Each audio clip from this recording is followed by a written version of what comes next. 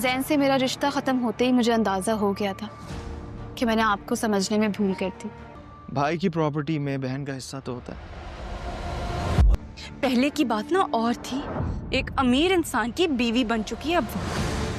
अल्लाह पूछे इस नरगिस को शादी के बाद कैसे भड़काना शुरू कर दिया उसने मनाहिल को। पावर ऑफ अटॉर्नी तो आप ही के पास है ना? हाँ हाँ मेरे पास है, मेरे नाम पे। काश मैंने आपकी बात पहले मान ली थी।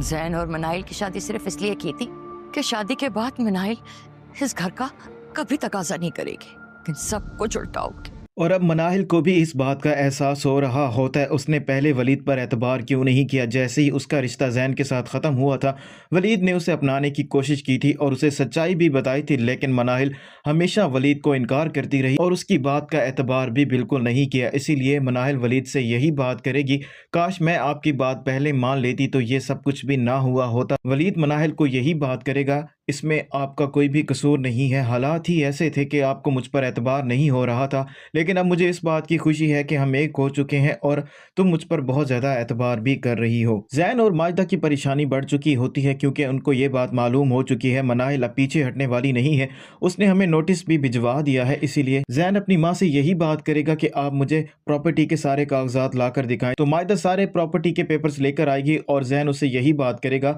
आपके पास पावर ऑफ अटॉर्नी है और इसका मतलब ये नहीं है कि ये प्रॉपर्टी आपकी है, लेकिन हमें कुछ ऐसा करना होगा जिससे कोर्ट को इस बात का यकीन हो जाए कि इस प्रॉपर्टी के असल मालिक हम भी हैं। और जैन ये बात भी करता है कि भाई की प्रॉपर्टी में बहन का हिस्सा भी होता है, अगर हमसे सारी प्रॉपर्टी चली गई कुछ ना कुछ हिस्सा तो आपको वापस मिल ही जाएगा।